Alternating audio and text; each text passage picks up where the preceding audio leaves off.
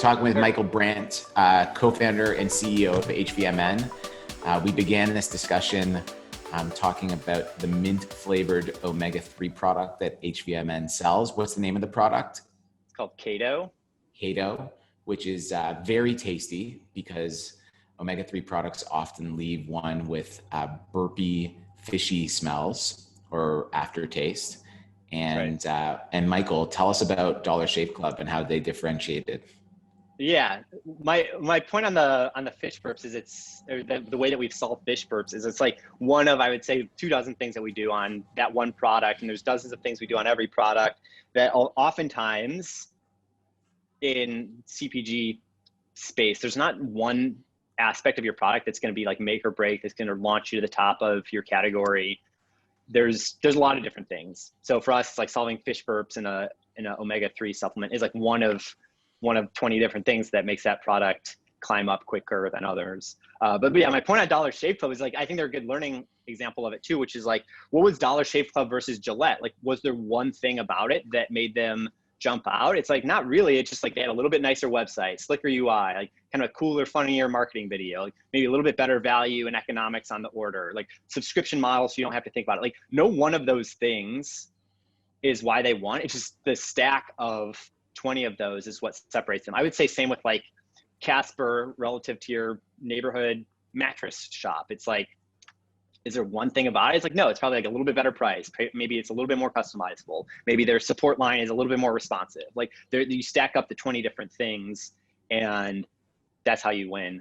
I mean, there's examples of products that is not the only way to like have a successful startup. Like there are certain things, there's certainly companies that follow a totally different pattern, like Uber version 1, they did one thing really well, which is like a car shows up at your house and picks you up. Like they only have to do that one thing really well. So there's different innovation models. But sometimes you just have the one damn thing that works. Yeah. I would say though that Dollar Shave Club and Casper both innovated on very specific things that made them stand out. And those very specific things brought people in, and obviously they had to win those customers over and over again, but it brought people in and gave them a competitive advantage. So Dollar Shave Club obviously was creating incredible promotional videos that screamed to be shared on the internet. Casper and the initial mattress companies innovated on business model by creating this D2C channel and removing the intermediary of purchasing a mattress. So when we talk about standing out in nutrition and supplements, I'm sure that there's a multitude of things that differentiates your product, but do you think HVMN has that wedge that those companies had in that one piece of innovation that other folks in your space don't have or never had? Yeah, I guess my point to the Dollar Shave Club or Casper would be that it was more than just the one thing, that it's more than just like, hey, we're selling Gillette razors online and we call it dollarshaveclub.com, that there was like a confluence of things that added up to make it work. Because yeah, if it's just one thing, like someone else can kind of just go copy it. It's staying out ahead. It's like if everyone's doing 5 to 7 day delivery, it's like you're doing 2-day delivery. If everyone's doing 2-day delivery, you're doing 2-hour delivery. But again, it's like, is that making your business work or not? It's like, no, but it's like a step in the right direction. So I would say for us, like, is there one magical thing why HVMN stands apart? It's like, I don't know. My co-founder was just on a Netflix special. There's this show called Unwell, which I think maybe you checked it out, the fasting episode. And I don't know, like 98% of other consumer brands are not getting inbounded by Netflix to come and be on them. Is that like make or break for our brand? Like, does that make all of our sales for this year? Is that the singular reason why people like us? Is like, no, but like you add that plus like you take our supplements and you don't have fish burps, and plus we have free shipping, and plus this product tastes really good, this other product mix is really good. It's a constant game. I guess that's the thing, is like, from my perspective, the simple answer is there's no simple answer. There's just 20 things, whack-a-mole on getting as much PR, getting as high product quality, getting cool marketing campaigns. Like it's a whack-a-mole more than just a single easy answer. No, that's totally fair. So let's begin with where this whack-a-mole game started. What exactly is HVMN for those people that aren't familiar with the brand or your products? Yeah, HVMN is health via modern nutrition. So my co-founder and I have computer science backgrounds. We met in undergrad studying computer science, and we came into the nutrition space, the performance health space, very much with an engineering first principles approach to seeing like what actually moves your biomarkers. So we first started, we were interested in nootropics, right? Like everyone has coffee every day. It's like the most widely known nootropic. Nootropic being something that affects your cognitive performance. So like caffeine is like the known kitchen counter nootropic. Everyone drinks it every day. And then it turns out though that there's things that you can mix with caffeine to have a better performance profile. So caffeine works, but it turns out when you mix it with L-theanine in a specific ratio, L-theanine is something that's found in tea. It's part of what makes tea more like mellow, less jittery. When you combine L-theanine with caffeine, you get a better performance profile. So if you're studying for your LSATs or you're gaming or you're working at your desk or whatever, like you're going to be alert from the caffeine, but you're going to be less anxious due to the anxiolytic effects from the L-theanine. So when we first started, we poured over like, okay, we were interested in nootropics. We poured over all the public research on different FDA safe compounds and looked at, okay, like what A, B, C do you combine together to make something that works? And then like we point to all of the research that's been done, like definitely standing on the shoulders of giants, and said, hey, here's our product Rise, here's our product Sprint, here's our product Yawn, and they're all just the sum of what the research shows are the best ingredients. From nootropics, we branched out. We started looking just more broadly at what else is interesting, what else we could take. So sorry to interrupt first. Those products that you just mentioned, those are pill supplements, correct? That's right. Yeah, they're nootropic pill supplements. Yeah. And you started with those three initially? Yeah, Rise was our first. Then we launched Sprint, and then we launched Yawn, and then we launched Keto. Keto is our omega-3 product we were talking about earlier. So we have four products there. Were they always titled that, like almost the aspirational benefit of it, rather than HVMN's omega-3 supplement or HVMN sleep supplement? Yeah, so it was, Rise is for like ongoing cognitive performance. So something, you rise, start the day with it, have it repeatedly over time, and it creates the effect. Sprint is more acute. It's like more of a replacement for your cup of coffee. It's going to work really well for like 3, 4, 5 hours, and then it'll fade away. So it's more of a sprint, right?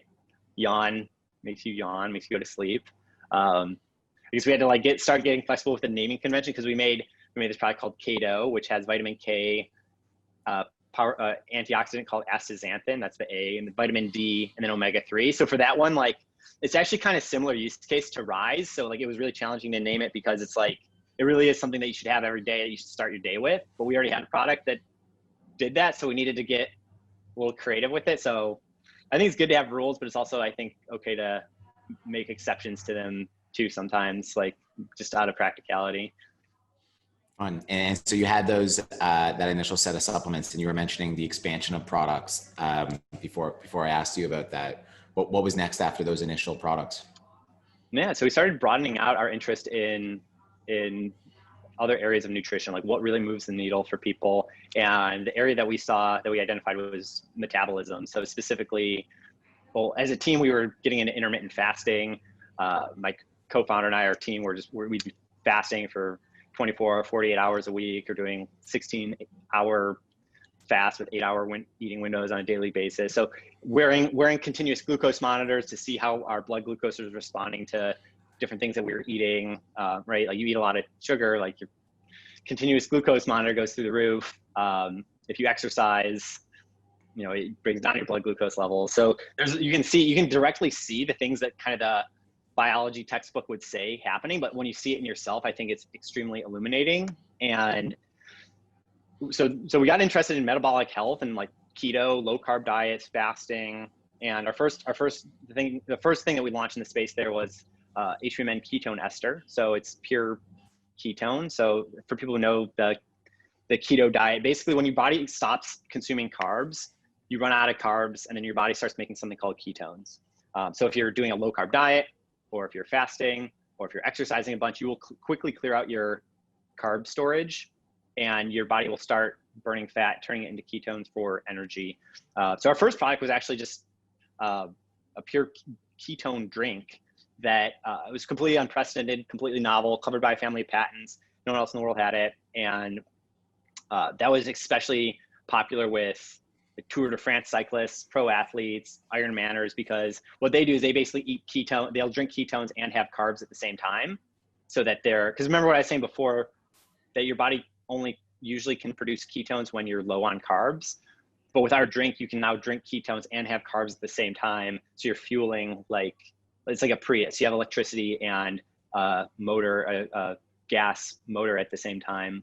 So that's super popular with like elite athletes. It's also really expensive and tastes crazy, but we can't keep it in stock. It's just like, it works too good. What do you mean by taste crazy? I mean, it tastes like a shot of gin or something. Right before Oh, your bike really? ride. Yeah. Okay. And that was completely like new category defining. Like nothing existed like that. It's $30 rocket fuel. You know, we have a multi-million-dollar U.S. military grant going on that. Like it's like it is the cutting edge of endurance nutrition. And that's cool. And then what we saw is like, okay, we're getting a ton of interest, ton of buzz. We're getting known for thought leadership in keto. Let's go and make a little bit more of like the consumer basics. So starting in August last year, we launched a couple products. We launched an MCT oil powder and keto collagen that basically took all of the like good vibes that we are getting for being thought leaders in fasting and keto and ketone ester, and made just more accessible ways for people to get in. So everyone who's doing keto diet or, you know, general low carb, like they're all having like their bulletproof coffees. I'm sure a lot of people have heard of that, right? Like you have your coffee, but instead of putting sugar in it, you put fat, or better yet, MCT oil powder. MCT is the form of fat that your body can most easily turn into ketones. So that's why people who are flipped onto the keto diet or, you know, keto light, you know, gradations thereof, generally are all buying some MCT oil powder. So we decided just to make the best MCT oil powder, period. And we can talk a little bit about like how we went and did that, how we used Amazon and like reviews and all that. Let's do it. Category So tell analysis. us. Let's hear it. Yeah. So it's like, I think a lot of people probably say, okay, I want to launch a product that is, you know, 4.5+ stars and take over the category on Amazon. I think it's like an easy thing to say, but it's maybe not totally easy to do. Especially in a highly competitive category, right? Like there's MCT oil powders all over Amazon. There's collagen powders all over Amazon. Like this isn't like you're carving a new territory and getting 5-star reviews. This is, I'm going into the thick of the mud and trying to create a 5-star product. So yeah, that's obviously a daunting challenge, right? Yes. So how did you embark on that challenge? It's a great question. So for us, I had the right feel where it was big enough to be interesting, but you don't want to go somewhere, at least for Amazon, on Amazon success. Like you don't want to go into a category that has no competitors, because like no competitors means no search volume, means no business. I mean, your product can still succeed. Like there's tons of examples of inventing a new category from scratch. But what I would say is that you're not going to grow on Amazon. Like you might grow through like PR because you invented a flying shoe, or you might grow through word of mouth because you invented a flying shoe or whatever. But like if no one is currently searching for a flying shoe on Amazon, it's going to be hard to get just the Amazon on Amazon growth. So anyway, if Amazon is an important part of the growth, there's two strategies to Amazon. One is it's just dumb pipes. Like, hey, people are going to hear about me through PR, word of mouth, whatever, and I want to be available on Amazon. Totally legit. The other is I actually want to use Amazon as a growth vector for my business. So I want to capture the people that are searching on Amazon, like the new people. They have never heard of me, never read a press article, never heard word of mouth, but they're searching in the category where I have a product, and I want to grow incrementally from that. So can I put you on pause there? Let's embark on two conversations with those two things. So tons of folks that have D2C products would be like, hey, I don't want people purchasing my products on Amazon. I want people coming, if they know my brand, they're going to come to my brand regardless. And I don't want to give Amazon those fees, and I don't want to give Amazon that data. I'm sure that was a very conscious decision that you made. So why did you decide to say, you know what, if customers are searching for our product on Amazon, they should be able to buy our product from us on Amazon?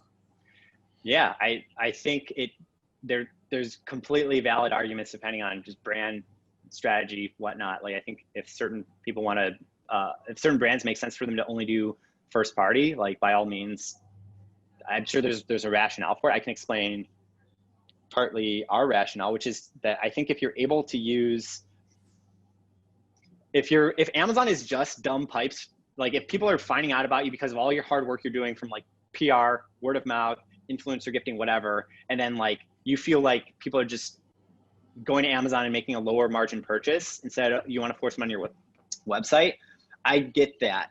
But however, if you're able to figure out a way for Amazon itself to be its own growth channel for you, then it kind of makes up. It kind of makes up for, yes, there's some people that you would be making a higher margin first party purchase sale to on your own website. And yes, some of those people are going to go over to Amazon and make a lower margin purchase. But if you're also like, X% of your Amazon business is people that never would have heard of you, the only reason they've heard of you is because you are on Amazon and because you are at the top of listings, because your Perpetua ad machine is crushing it and you're at the top of the search results page and sponsored products on competitor brands, then, I mean, that's incremental traffic. So it makes up for it, right? It's like you have people coming in the door via Amazon. So then it's okay if you're bleeding a little bit of first party traffic over there. So yeah, it's all part of the consideration. I would be hesitant to say like, oh, there's a right or wrong way to do it. Just a little bit of the thinking of how we thought about it. And so then on Amazon, you alluded to using it as a growth channel. How did you craft that initial advertising strategy? Because obviously you wanted to capture the newfound demand for the products that you were offering in this competitive market. So what was that initial advertising strategy that you employed to get the proverbial Amazon flywheel rolling? Yeah, I think there's something really, like Amazon's crazy. It's like come across like the most Byzantine, weird, crazy system from like the operations side, the ad side, the listing side. Like there's the UI is insane. I think that the zen amidst the storm there is that just make a really good product. Like the best strategy for 4.5-star product, just the best strategy for making money on Amazon, forget reviews, forget everything. The best strategy for making money is to have the best product. There's a lot of branches off of that. I'm like, okay, how do we actually do that? How do you play the Amazon machine? But I think there's no substitute for, like, the best strategy is to have a great product that actually can earn that mantle of being a category leader. You cannot fake it. Like I think no matter whatever games you're playing with reviews or how cool your ads are or whatever, your pricing, like all that matters. But it's like at the end of the day, the goods have to be good. So anyway, we started, just shout out to the product team, like start out with a great product. I think there's a lot you can use on Amazon to even learn what people are looking for in the category. They literally just read all of the reviews of everyone in your category. And I think it's upon reading your competitors and within the category reviews, did you iterate your product based on what you saw on Amazon? Yeah, for sure. I mean, before even launching it, we saw what are the top. So what would be like a direct example of that? Yeah, so like for our MCT oil powder, there's a very common complaint that it's not mixable, that it's like you put it in your coffee and it kind of clumps up. And so that's like non-trivial problem to solve. You basically have to use higher grade fibers and be thoughtful about what your binder is, like what that's actually made out of. But it's also completely solvable. Or like people will have problems about the taste or flavor variety or the specific kind of MCT, what is the source. Like people generally like palm sourced is looked down upon because it's significantly less sustainable than coconuts. So you can literally look at it and see like, okay, what are people griping about? What are people gravitating towards? And it's part art, part science, because it's like, just because people like factor X about your competitor, it's like, yeah, maybe you should definitely do factor X, but maybe you should do the opposite of X, right? If everyone loves how sweet X is, maybe you should make something salty. So there's like part art, part science. Like sometimes you do have to get to parity with the category, and sometimes you want to break from parity with the category. I think that's all just the art of entrepreneurship. But I would say like you cannot go in blind. Like it's this wealth of information, literally customers like telegraphing what they want. The best thing in the world that you could possibly see, like the things that would get me so excited about like launching anything on Amazon would be to look at the category for the product that I'm about to launch and to look at the first page and to see something that is on the first page that has 3.5 stars. I would make me so excited. I'd be like, wow, okay, so here's a category that matters, and here's something that's performing relatively well in the category that has like mediocre quality. Okay, let's go. That means within 6 months, we can be on the front page. Like, let's answer every single issue and just leapfrog these guys. And so let's say that hypothetically happens. So if you identified one of those issues in the product, obviously you're putting that on your listing as one of the value props, or maybe you're putting that in the title, like mixable MCT oil. Are you then targeting those keywords on the advertising strategy as your like initial wedge in? We try everything. And I think that's one of the cool things about Perpetua, right? It's like, we'll try everything. We cannot force the hand of like, maybe people are not entering that exact keyword. Like it might be a characteristic that matters to people, but they're not like people aren't going to type like nicely designed packaging MCT oil powder. Like there's things that people care about that they don't have, that they're not necessarily packing into their search term. Sometimes they are, like, absolutely. Sometimes people will type in like pure C8 MCT oil powder, where C8 is the most ketogenic form of MCT. So yes, it's like we will try anything, and then if there's volume there, if there's interest there, we'll win it.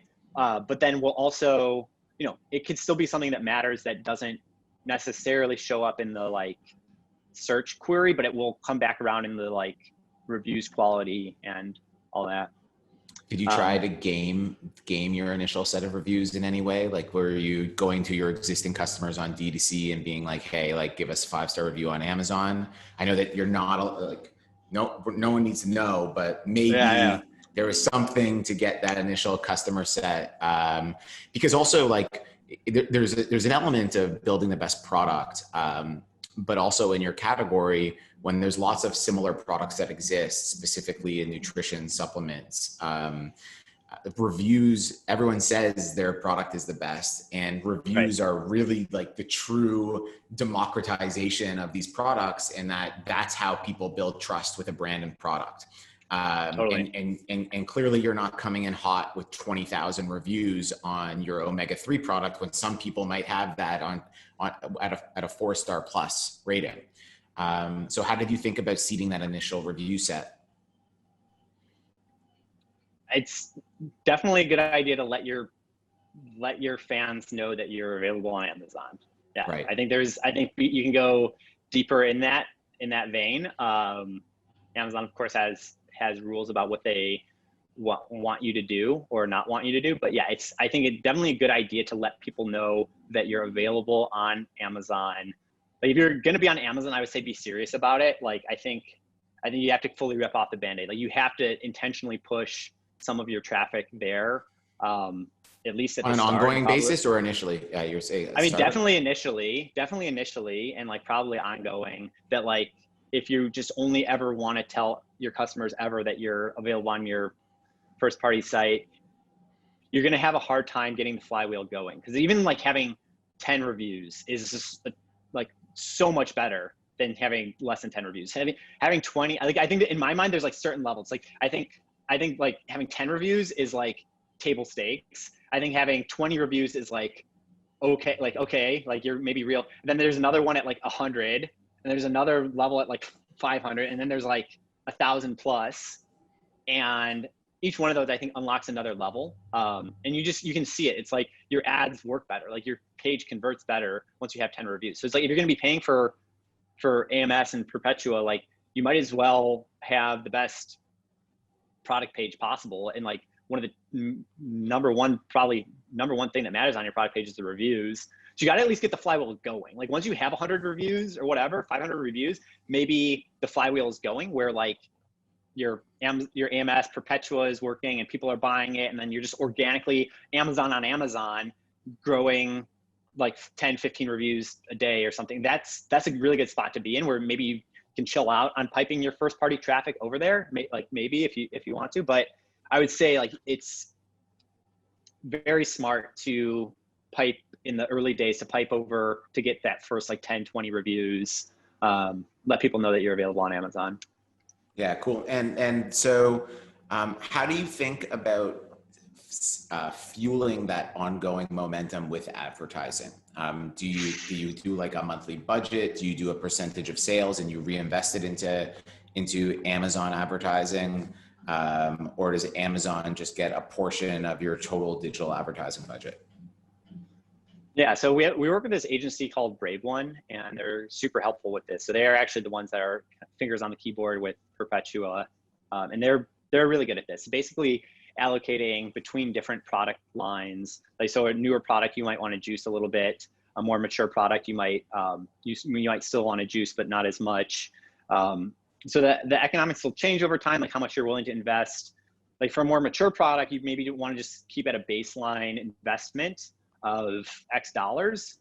Even as it gets bigger and bigger, you might just feel that, hey, beyond, $5,000 a month or whatever that number at $50,000 a month, the ACoS is going up too much. Like I am capturing all of the efficient search volume in this category. When I spend X dollars, spending beyond X dollars doesn't make sense. So like you might, when you start your brand or your product, X might be way higher than your actual sales. Like you might be spending 5,000 and making like 1,000, but like as you grow and add incremental customers, you might be someday making 100,000, but like you're still only going to want to spend 5,000 because that's like, it's all relative to like what the actual volume is of people searching, less relative to the size of your product line itself. There are practicalities, cash flow and all that. Like if you need the product to make money if you need the product kind of like pay its own way, then yeah, maybe you want to like start with a lower spend and build it up as the product is kind of earning its own money. But ideally, you don't want to be working backwards from what the product is making. You want to be working backwards from what's the search volume and like what is the fat tail of efficient ACoS that I could capture and just like spend at that level. Right. So do you, first off, do you think about being profitable on every single product sold, inclusive of ad spend? We know that we work with some people that are like, hey, let's kickstart this, launch new product, get market share. We'll burn through capital. Right. And there's some people like every single unit economically profitable on every single product sold is very important to us. Totally. I feel like it's a little mixed here. Yeah. I will say that like on the net, we're definitely profitable on Amazon, extremely profitable on Amazon. Does that mean every single purchase is cash flow positive? No, because we might pay more kind of at the edge. Like we have a bunch of people who are just organically buying. That's $0 acquisition. So that was like, that really tips the scale towards a profitable business. On the edge of like, and then the next band up is people who are doing like branded search where it's like really cheap to acquire those customers. Like they're already looking for you. You just got to like own your brand name and you acquire those. And then at the most expensive band is like prospecting out, finding people who are searching broadly in the category or maybe even in an adjacent category and winning those people back like into your brand. I would say at that far edge, it gets expensive and it's really a judgment call. Like, okay, I think you should be willing to spend more than, I think it's okay to be in the red to acquire those people. But like, because it's one way to grow, but it's also good if you take it too far, just basically the ACoS goes lower and lower. Like the more that you spend, it's inelastic. Like, the more that you spend, the less efficient it gets. Yeah, no, that's certainly the case. And there's absolutely an efficiency frontier. Let me ask you, so because you live in such competitive categories, some of those keywords are very strategic, not even from an efficiency standpoint, but from a brand building standpoint. So like many brands in your space might think, if I'm selling an omega-3 product and people are searching omega-3, I want to be top of search. And it is fundamentally important for me to be top of search. Do you think about it that way, or do you think about it more so just from that efficiency perspective and where that might lie on ACoS and be like, you know what, I can't compete on omega-3. I'm going to compete on the longer tail of similar products or similar search terms. Right. And I'll take that more efficient ACoS and forget about the brand building perspective on those category terms. Yeah, I think there's different schools of thought. I've never been fully persuaded by like the brand building. It's like I think it's all just an efficiency game. Like, yeah, if I can get 60% ACOS over here and there's reasonable volume, like why am I going to do it over here? Like even certain ones of our products just perform way better. Like I would say we've gotten better at this. So like our MCT oil powder and our keto collagen were really designed with this Amazon approach, like really designed to win. Our earlier products, we didn't design them with Amazon in mind whatsoever. We just kind of put them on Amazon. And so I would think about it differently, actually, if I was going to design like our initial 4 products, we got a ton of, we designed those to like get a ton of PR. We like launched really aggressively.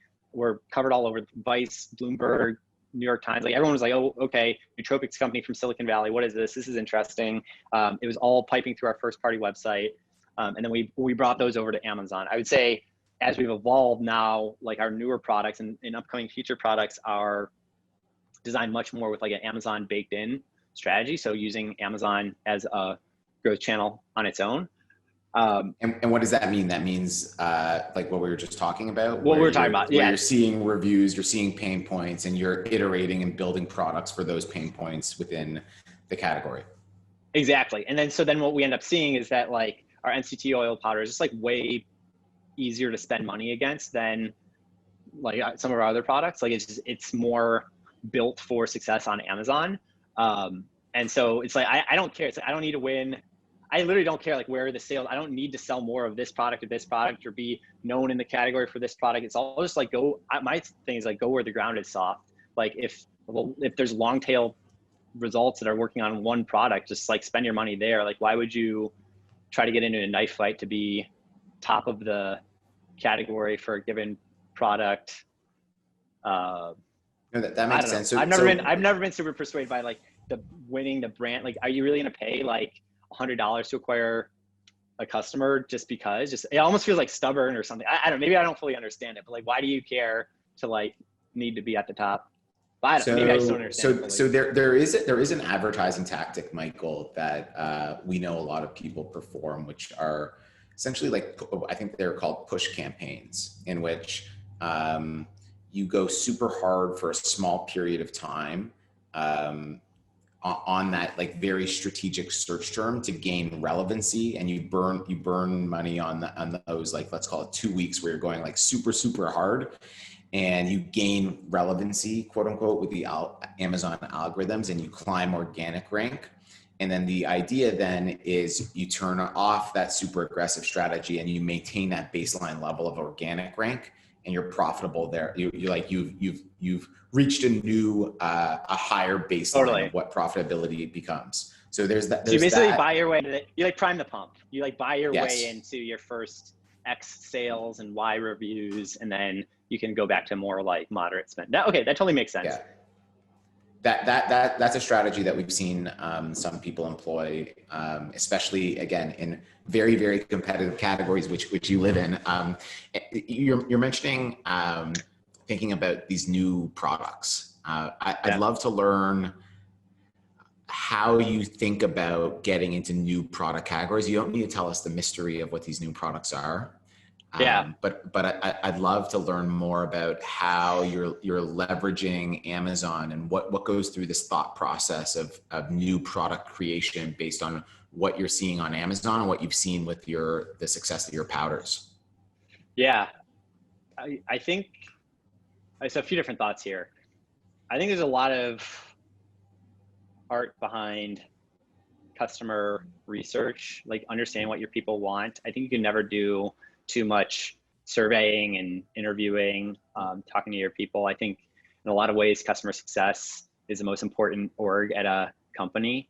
So we do a lot of things on customer success that make it so that we have a really clear view into the mindset of our customers. So like, first of all, like we just have always had a rule since we started, like there is not a single like no reply email. Like any email you get from us, it can be a random receipt, your order has arrived, Tuesday's sale, happy Father's Day, whatever, any email from us you can reply to, and it will go straight to our care team, and you will get it'll go to a human. You'll get a response in less than 24 hours. Honestly, probably less than like 1 hour. So we have no reply email. So we just like make it really friendly for people to tell us what they want and what their gripes are with the product. One thing I always, maybe you'll appreciate this, Adam, nice sports analogy, is like, you know how they say like offense wins games, defense wins championships? Maybe you've heard that. So like, yeah. I think like sales and marketing wins games and customer success wins championships. I think sales and marketing gets people in the door, but then like, you got to be nice to people. Like one of the best reviews we've gotten, and we've gotten a few like this, where people say like, wow, 5-star product, but 6-star customer success. Like the experience was amazing. Like I ordered X flavor. I didn't like it that much. I emailed in and then they replaced it with chocolate, and I love chocolate.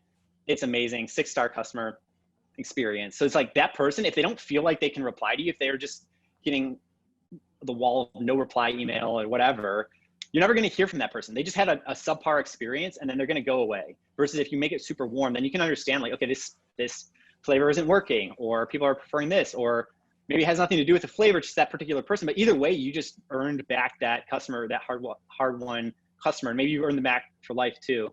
I think other little things are like, I mean, this is kind of maybe obvious, maybe not, but just like if you're doing Facebook ads and stuff, answering, like listening to all the questions on the ads, answering those questions. Like, don't just put up an ad and hope that it rains. It's like people, if your ad is working, you'll get hundreds of questions on it. And like, people will be saying real stuff. I mean, some people are trolls, but sometimes there is a lot of wisdom in the crowd. Like, see what people's first responses to your product, what their questions are. This is all to say, if you're asking like, okay, how do we decide what new category to get into? Like, we listen a lot. We do everything we can to keep our eyes and ears open to what people want. And then on top of that, we survey out. Again, I don't think you can there's no such thing as like too much surveys or interviews. Just really understand what your customers want. Literally just like, what else would they buy? I think ideally you want the same customer that's buying product A from you to also buy product B. I think it's a little harder if you're having to like develop an entirely new customer set around a new product. Like ideally you want to like cross sell. Like people who buy A like will also buy B. So like if you're selling something, like what else complements that well? Sometimes it's obvious, sometimes it's not. Like sometimes it's like, yeah, if you're selling screws, like maybe you need to make more different types of screws, but maybe it's like, hey, people who buy screws also buy nails, and it's like, okay, I should make nails too. Like it's not always obvious what exactly to go into, but I think just having those conversations with customers and being willing to just like listen. I think sometimes it's like it's vision led by the like founders, and sometimes it's just literally listen to the customers and like what do they want, and then try to answer that as best as possible. So like for instance, for us with keto, it's like, we know, like I don't want to give too much away, but it's like we know that people are eating other keto things. So that's a really good hook in. It's like if you're buying MCT oil powder, you're probably also eating a lot of avocado and eggs and blank. And like, there's something there that we can, or we know, hey, you're having this in your coffee or your smoothie every day. Maybe we should just be selling you coffee. Maybe we should be selling you like other things to put in your smoothie. So like, there's a few different ways we can pivot off of it to make something that like seems like it will clearly sell to that same person. One of the things that I found interesting there is, obviously you mentioned that you've leaned into an agency to manage your advertising. But responding to customers and listening to those questions is part of your like customer success experience and support team. How do you bridge the fact that this is this outbound agency that's managing the advertising, and then it's incumbent upon your team to listen to the efficacy of that advertising and what people are literally saying against those ads? And how have you kind of created processes to create that line of communication between those two entities? Yeah, that's a good question. I think it's helped partly by we're a relatively small team, so it's like really easy for like Taylor to go talk to Luke. You know what I mean? It's like there's not a ton of process. So yeah, I mean, we put up the ads, and then I think we just have pretty clear areas of responsibility where customer success owns all of the questions that people have, including responses on ads, including obviously emails into our help email. They own all of those responses across the board. And I think it actually works better than trying to like split it up where like, oh, marketing team, agency team owns these responses, customer success team owns these responses. Because the truth is that like customers don't act that way. Like someone will literally see an ad and be like, what happened to my order? Right? Yeah. Like people will, so it's like if your agency, whatever, cool dude in Brooklyn is like, I'm your ads person, I have no idea what happened to your order. Like you miss an opportunity to delight.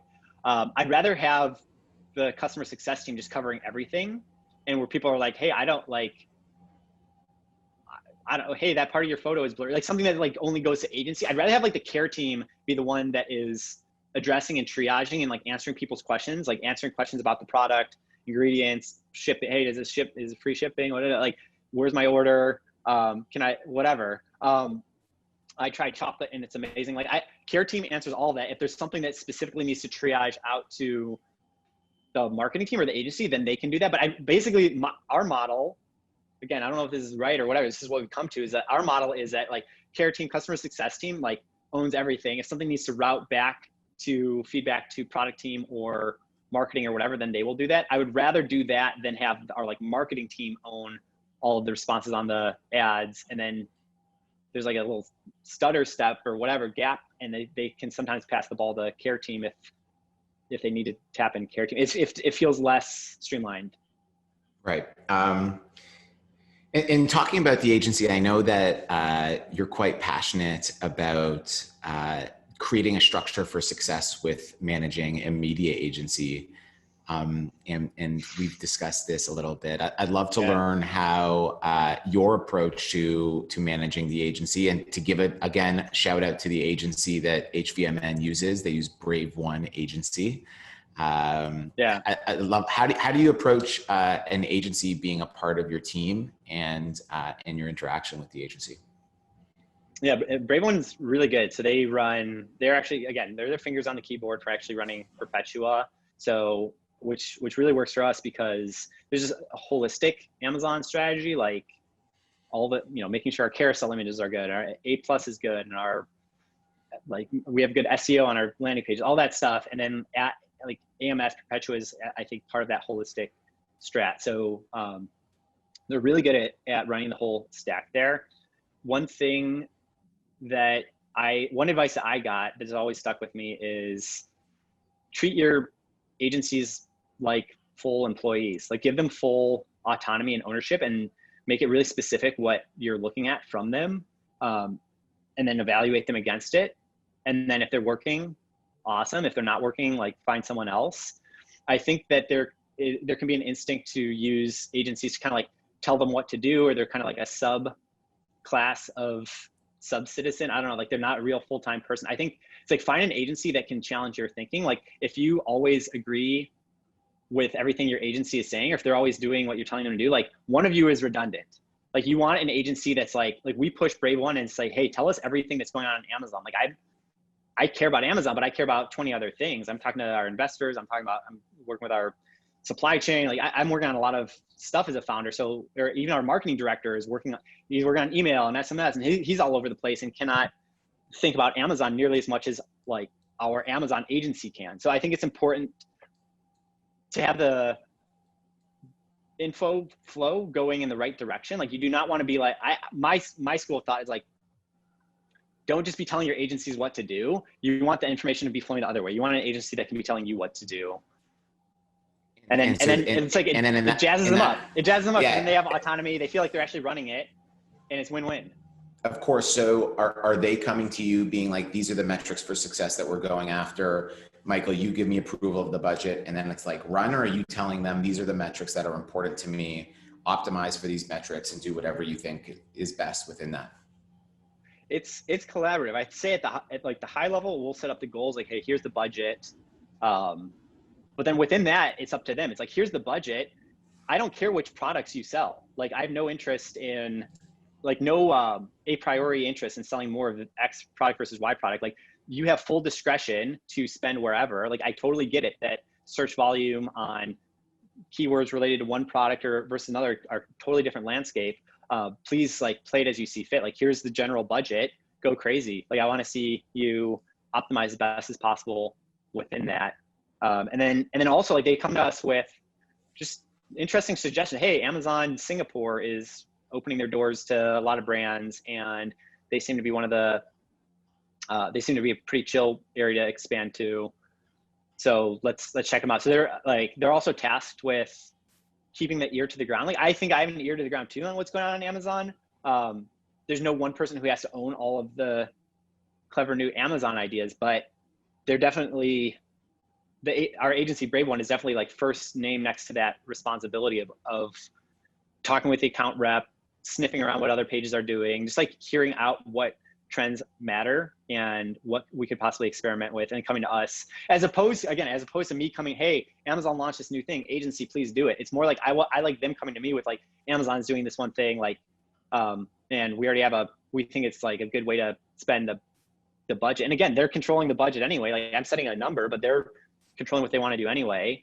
So it ends up working really well. Yeah, and you mentioned budget there.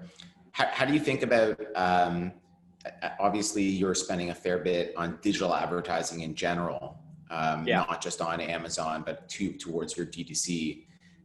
How do you think about the allocation of that whole media budget, and where does Amazon fit within that?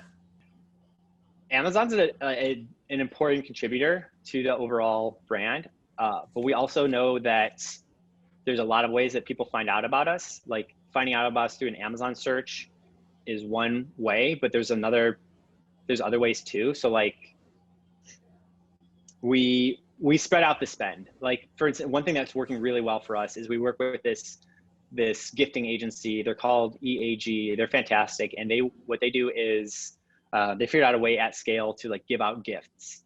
So it's super chill, no strings attached. Like, and what's a gift? A gift is a small package of your products to an influencer specifically?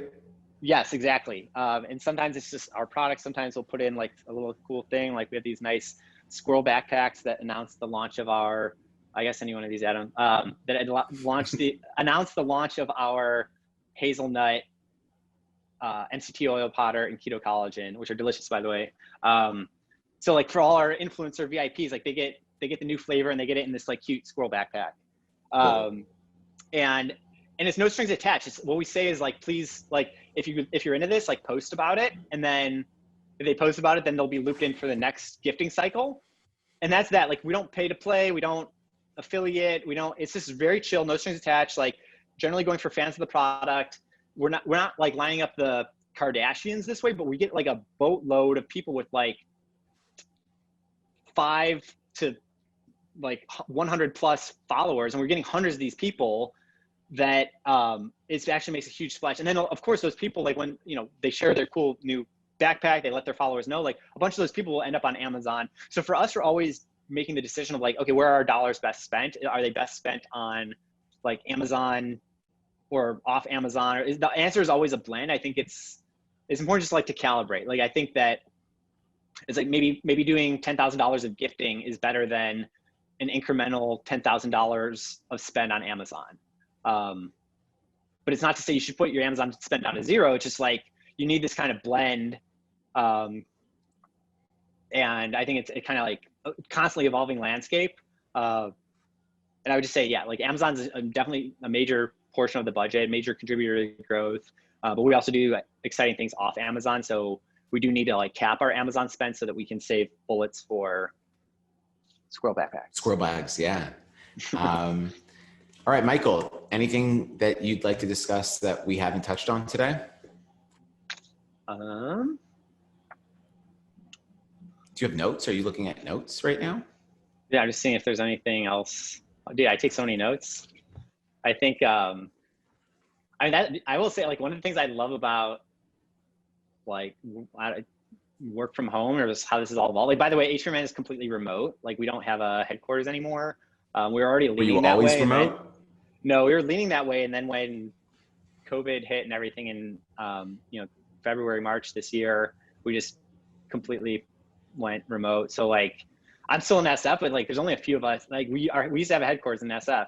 Now there's only a few of us here. Like, one person's in Vegas now, another person's in Idaho now, someone else is in like Austin. So people are definitely taking full advantage, which I fully support. And people, I would say, like, productivity is at a all-time high. I think, yeah, there's maybe one just general last thing, just like touching a little bit on like culture note and how we've been riding through the storm this year, how we've been able to grow like 10% month on month through COVID, which definitely good chunk of luck. Like I'm not remiss to the fact, like we just happen to have lucked out where we're in e-commerce, we're a health nutrition brand that's, you know, still really top of mind for people. So we definitely lucked out just being in the right space to be robust. But I think we were also quick to act on like embracing remote. So like, yeah, really big on, I mean, one of the things I love about remote culture is like, you're on all these phone calls all the time. And it's like, really easy to take notes. Like it's really easy to take notes while you're on a Zoom call. Maybe it's less awkward than when you're in person, although I still take notes in a notebook when I'm talking to someone in person, but it's like super duper easy. Yeah, there you go. It's super duper easy to take notes. And then you just have this like encyclopedia. I found it like, I've been meeting more people. It's like super easy to jump on a call because like it's going to be a Zoom call. No one's meeting up for coffee. And that just makes it that much easier. Like everyone has 20 minutes to jump on an intro call. And if it's interesting, you can keep it going for longer. So I've just been meeting with like so many more people now than before because it's just, I don't know, everyone's just a Zoom call away. Like there's no like, meet up for coffee. Like there's all this, I got to get in gonna walk somewhere, get in an Uber or whatever. It's like, I would say easier than ever to meet people.